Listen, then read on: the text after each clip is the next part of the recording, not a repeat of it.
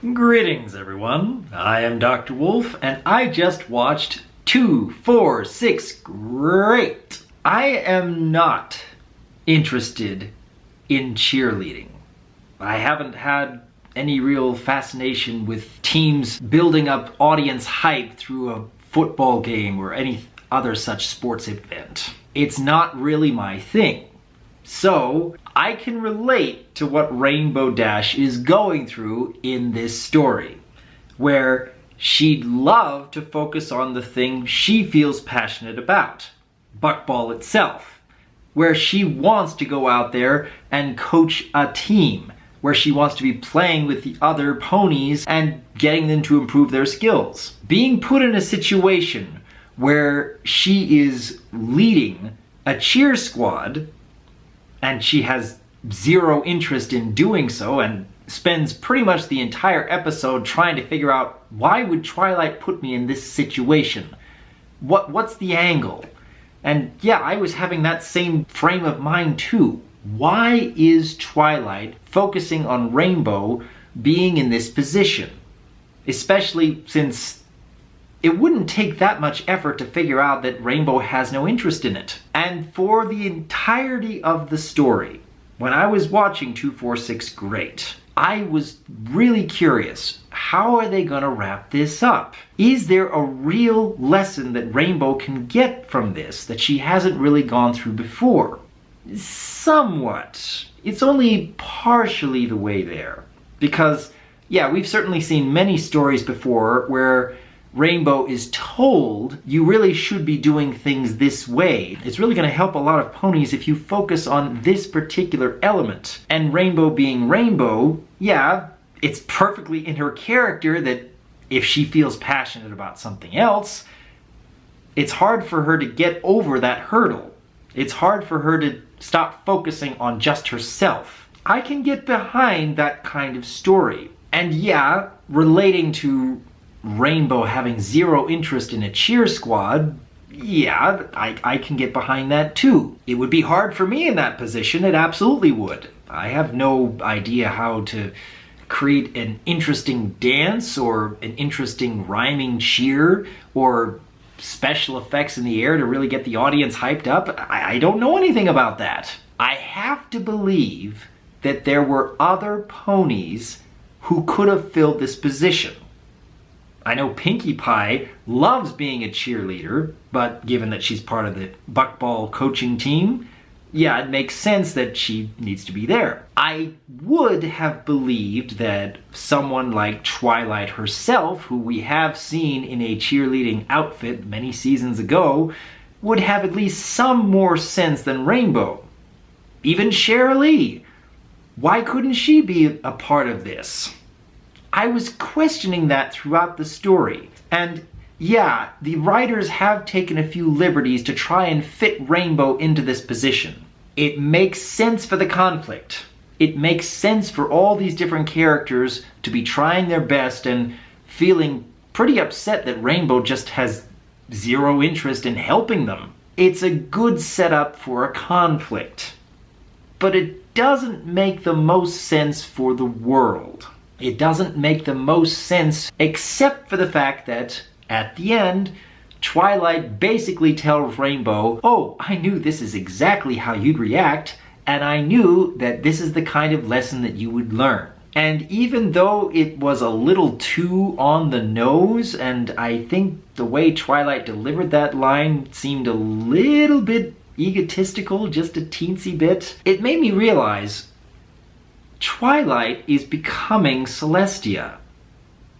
Twilight is trying to do things the way Celestia would many seasons ago. And yes, Twilight certainly had her moments of frustration when she was trying to figure out, why is Celestia putting me in this position? Having Twilight fill that role now and basically saying Celestia was right for doing it this way, and I want to try to use her method. And yeah, pointing it out in the end of the episode itself, where Rainbow is a little frustrated with the fact that, wait, you knew this the whole time? Really?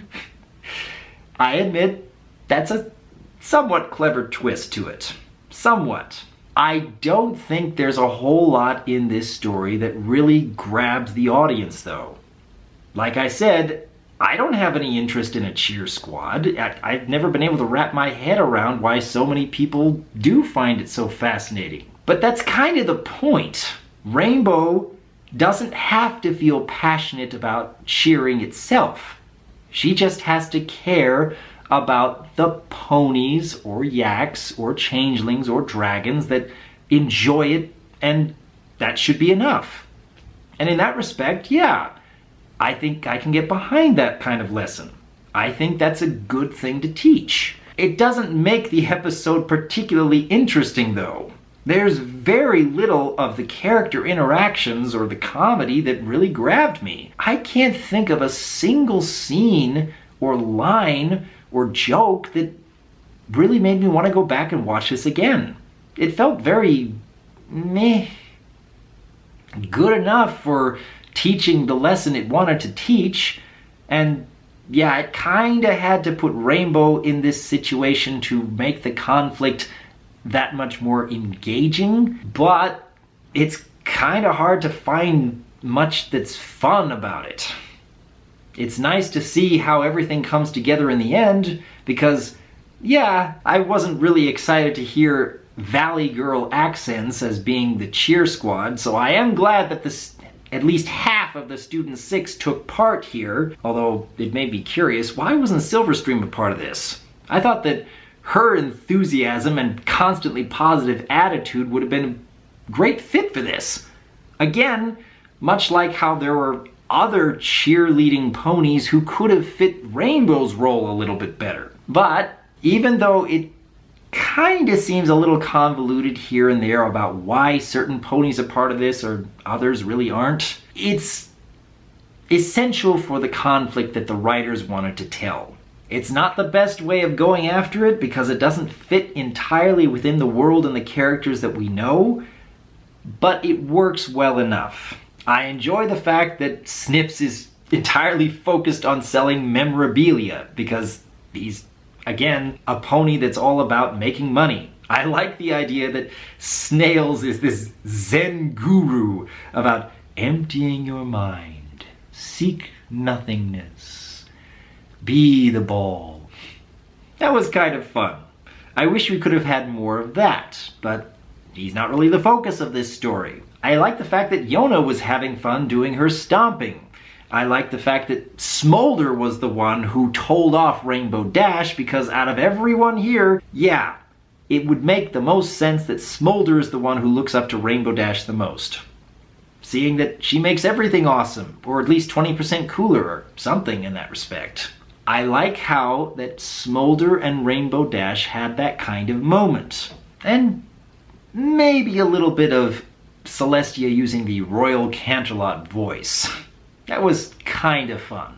But again, I really can't think of a reason to go back and watch 246 Great again. It's very much middle of the road. It tries to do a lot of things and pulls it off somewhat well, but it still feels a little convoluted with some of the characters. Just a little bit. Not enough to make me dislike the episode, but it's very much a pass on whether or not I want to go watch it again. I could think of so many other stories that have much more interesting lessons, far more entertaining comedy, and really memorable character moments. I had been hoping that Season 9 would be the best of the best, that the MLP staff would be giving their A game for every step along the way. In this case, I don't think it really measures up. There are several other episodes in this season which I'd love to go watch again far more than this. But then, what did each of you think?